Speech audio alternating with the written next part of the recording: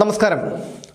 ഒന്നാമത്തെയും രണ്ടാമത്തെയും പീഡന പരാതികളിൽ രാഹുൽ മാങ്കൂട്ടത്തിലിനെ അറസ്റ്റ് ചെയ്യാൻ കഴിയാത്തതുകൊണ്ടാണ് കൃത്യമായ ആസൂത്രണത്തോടുകൂടി രാഹുൽ മാങ്കൂട്ടത്തിൽ എങ്ങോട്ട് പോകുന്നു, എവിടെ പോകുന്നു, അയാളോടൊപ്പം ആരൊക്കെയുണ്ട്, അയാൾ എന്തു ചെയ്യുന്നു, അയാൾ എവിടെ താമസിക്കുന്നു എന്നുള്ള കാര്യങ്ങളൊക്കെ നിരീക്ഷിച്ചതിനു ശേഷം ശനിയാഴ്ച രാത്രി 12 മണി കഴിഞ്ഞ് പാലക്കാട്ടെ ഹോട്ടൽ മുറിയിൽ നിന്ന് അയാളെ അറസ്റ്റ് ചെയ്യുന്നത്. അറസ്റ്റ് ചെയ്ത രാഹുൽ മാങ്കൂട്ടത്തിലിനെ പത്തനംതിട്ടയിലേക്ക് കൊണ്ടുവന്നു, മജിസ്ട്രേറ്റിൻ്റെ വസതിയിൽ ഹാജരാക്കി മാവേലിക്കര ജയിലിലെ റിമാൻഡ് ചെയ്തു. അപ്പോൾ മൂന്നാമത്തെ പീഡന പരാതിയാണ് രാഹുൽ മാങ്കൂട്ടത്തിനെതിരെ വരുന്നത്. അപ്പോൾ രാഹുൽ മാങ്കൂട്ടത്തിൽ തൻ്റെ ജാമ്യാപേക്ഷയിൽ അദ്ദേഹത്തിന് വേണ്ടി കോടതിയിൽ ഹാജരാകുന്നത് മുതിർന്ന അഭിഭാഷകനായ ശാസ്തമംഗലം അജിത് കുമാറാണ്. അതിലേക്ക് വരുന്നതിന് മുൻപ് ഈ പരാതിക്കാരിയുടെ പരാതിക്ക് ആധാരമായ സംഭവം എന്താണെന്ന് നോക്കാം.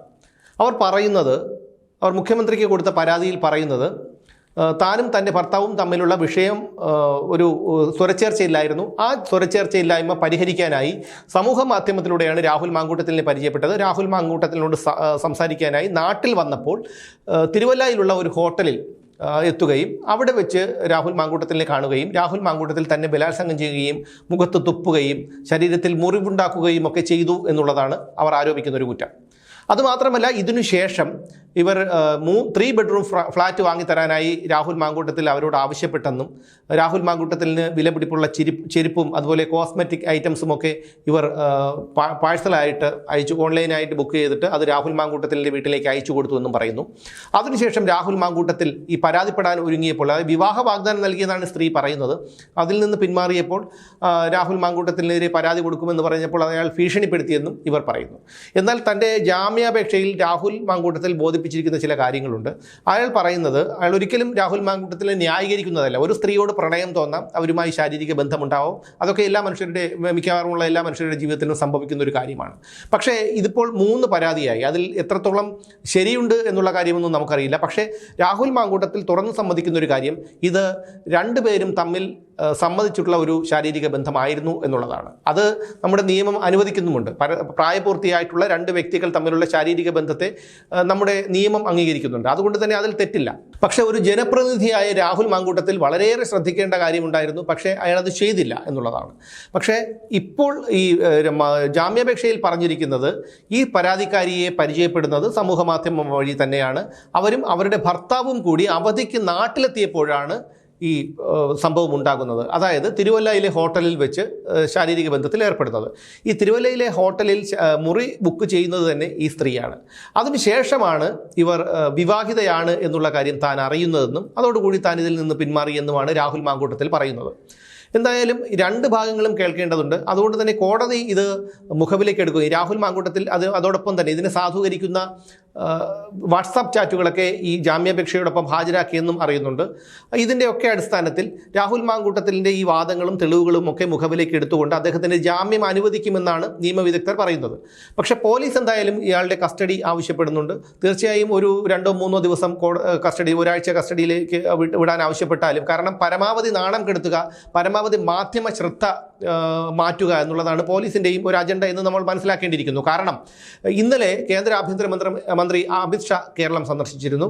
അതോടൊപ്പം തന്നെ ശബരിമല തന്ത്രിയെ അറസ്റ്റ് ചെയ്തതുമായി ബന്ധപ്പെട്ടുള്ള വിഷയം, പിന്നെ കടകംപള്ളി സുരേന്ദ്രനെയും ശങ്കർദാസിനെയും PS പ്രശാന്തിനെയും അറസ്റ്റ് ചെയ്യാത്തതിലുള്ള ഒരു ചോദ്യം സമൂഹത്തിൽ ഉയർന്നു നിൽക്കുന്നുണ്ട്.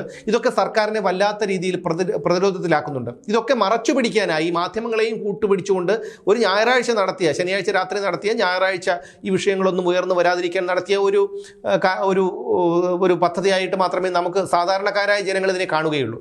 കാരണം രാഹുൽ മാങ്കൂട്ടത്തിൽ അങ്ങനെ പീഡിപ്പിക്കപ്പെട്ടെങ്കിൽ അദ്ദേഹത്തിന് നിയമം അനുസരിക്കുന്ന രീതിയിൽ അയാളെ അറസ്റ്റ് ചെയ്യാം, അയാൾക്കെതിരെ നടപടിയെടുക്കാം, മറ്റു കാര്യങ്ങളൊക്കെ ചെയ്യാം. പക്ഷേ ഞായറാഴ്ച കോടതി അവധിയാണ്.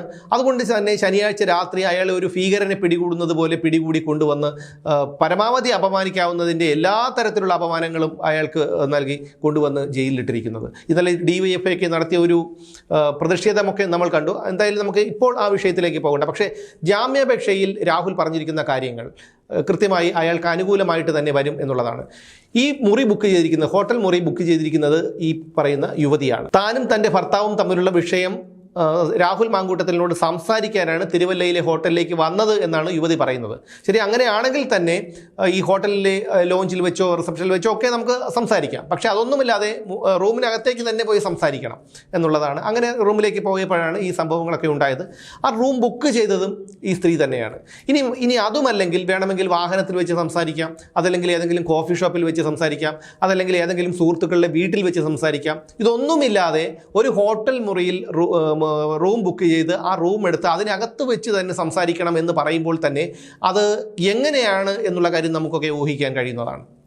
അതിനുശേഷവും ഈ രാഹുൽ മാങ്കൂട്ടത്തിൽ തന്നെ ബലാത്സംഗം ചെയ്തു, തൻ്റെ മുഖത്ത് തുപ്പി ഉപദ്രവിച്ചു എന്നൊക്കെ പറയുമ്പോഴും പുറത്തിറങ്ങിയിട്ട് ആ സ്ത്രീ പരാതി കൊടുത്തില്ല. പകരം 1.5 വർഷത്തിന് ശേഷമാണ് കാനഡയിൽ നിന്ന് മുഖ്യമന്ത്രിക്ക് ഇമെയിൽ മുഖേന പരാതി കൊടുക്കുന്നത്. ഈ 1.5 വർഷവും ഇവർ എന്തു ചെയ്യുകയായിരുന്നു എന്നുള്ളൊരു ചോദ്യം അവിടെ ഉയരുന്നുണ്ട്. രാഹുൽ മാങ്കൂട്ടത്തിൽ പറയുന്നത് ഈ സ്ത്രീ ഭർത്താവിനോടൊപ്പം നാട്ടിൽ വന്നു, അതിനുശേഷം തന്നോട് താനും ഇവരുമായി ശാരീരിക ബന്ധത്തിൽ ഏർപ്പെട്ടു, അതിനുശേഷവും ഭർത്താവും ഇവരുമായി ടൂർ പോയിട്ടുള്ള വിശദവിവരങ്ങളും രാഹുൽ മാങ്കൂട്ടത്തിൽ ഈ ഒരു ജാമ്യാപേക്ഷയിൽ പറയുന്നുണ്ട്. അതിനുശേഷം ഈ സ്ത്രീ രാഹുൽ മാങ്കൂട്ടത്തിലെ നിരന്തരം ഇവർ വിവാഹിതയാണെന്ന് അറിഞ്ഞതുകൊണ്ടാണ് താൻ ആ ഒരു ബന്ധത്തിൽ നിന്ന് പിന്മാറിയതെന്ന് രാഹുൽ മാങ്കൂട്ടത്തിൽ പറയുന്നുണ്ട്, ഈ ജാമ്യാപേക്ഷയിൽ പറയുന്നുണ്ട്. അതിനുശേഷം ഈ സ്ത്രീ നിരന്തരം വിളിച്ച് അവരെ രാഹുൽ മാങ്കൂട്ടത്തിനെ ശല്യപ്പെടുത്തിക്കൊണ്ടിരുന്നപ്പോൾ അദ്ദേഹം ബ്ലോക്ക് ചെയ്തു. അതിനുശേഷമാണ് ഇവർ തമ്മിലുള്ള ഒരു വിഷയം ആരംഭിക്കുന്നത്. പിന്നീട് ഈ സ്ത്രീ വളരെ പരാതി കൊടുക്കുമെന്നുള്ള മട്ടിലുള്ള ഭീഷണിയൊക്കെ മുഴക്കിയപ്പോൾ എന്നാൽ നീ പോയി പരാതി കൊടു എന്ന് ഞാൻ ആ രീതിയിൽ കണ്ടോളാമെന്ന് അയാളും തിരിച്ചടിച്ചു എന്നാണ് രാഹുൽ മാങ്കൂട്ടത്തിൽ പറയുന്നത്. എന്തായാലും ഇതൊക്കെ വളരെ നാണം കെട്ടുള്ള ഒരു സംഭവങ്ങളാണ് ഈ കേരളത്തിൽ പൊതുജനങ്ങളെ സംബന്ധിക്കുന്ന എത്രയോ വിഷയങ്ങളുണ്ട്. ആ വിഷയങ്ങളൊക്കെ മറച്ചു പിടിച്ചുകൊണ്ടാണ് ഒരു പീഡന കേസിൻ്റെ പിന്നാലെ പോകുന്നത്. ഇനി ഈ സ്ത്രീക്ക് താനും തൻ്റെ ഭർത്താവും തമ്മിലുള്ള ഒരു വിഷയത്തിൽ ഒരു പരിഹാരം കാണണം എന്ന് തന്നെ ഇരിക്കട്ടെ. അങ്ങനെ കാണണമെങ്കിൽ അവർ ആദ്യം സമീപിക്കേണ്ടതാണ് അവരുടെ അച്ഛനമ്മമാരെയോ അല്ലെങ്കിൽ അവരുടെ കുടുംബാംഗങ്ങളെയോ അവരുടെ സമുദായ സംഘടനയെയോ, ഇനി അതുമല്ലെങ്കിൽ ഈ പ്രശ്നം കൂടുതൽ രൂക്ഷമായിട്ടുണ്ടെങ്കിൽ പോലീസിനെയോ കുടുംബ കോടതിയോ ഒക്കെയാണ്. അവിടെ രാഹുൽ മാങ്കൂട്ടത്തിൽ എന്താണ് പ്രസക്തി? രാഹുൽ മാങ്കൂട്ടത്തിൽ പാലക്കാട് MLA ആണ്, അയാളുടെ വീട് പത്തനംതിട്ടയാണ്. ഈ സ്ത്രീയും ചിലപ്പോൾ പത്തനംതിട്ടയോ ആ ഭാഗത്ത് എവിടെയുള്ളതാണെങ്കിൽ പോലും അങ്ങനെയാണെങ്കിൽ പോലും രാഹുൽ മാങ്കൂട്ടത്തിലുമായിട്ട് ഇവർക്ക് മുൻ പരിചയമൊന്നുമില്ല. ഇയാളെന്താണ് മധ്യസ്ഥനാണോ? ഇയാളൊരു MLA ആണ്, ജനപ്രതിനിധിയാണ്. അയാൾക്ക് അവിടെ എന്താണ് റോളുള്ളത്? അപ്പോൾ ഇവർ തമ്മിലുള്ള വിഷയം സംസാരിക്കേണ്ടത് ഇവരുടെ ഈ മാതാപിതാക്കളോ കുടുംബാംഗങ്ങളോ ഒക്കെയാണ്. അവിടെ ഇവർ വന്നത് നമുക്ക് അനുമാനിക്കാൻ കഴിയുന്നത് പരസ്പര സമ്മതത്തോടെയുള്ള ഒരു ശാരീരിക ബന്ധത്തിന് തന്നെയാണ്. പിന്നെ ഇപ്പോഴവർ പരാതി കൊടുത്തത് ഒരുപക്ഷെ ആരുടെയെങ്കിലും സമ്മർദ്ദം കൊണ്ടായിരിക്കാം, അല്ലെങ്കിൽ മറ്റെന്തെങ്കിലും കാരണം കൊണ്ടായിരിക്കാം.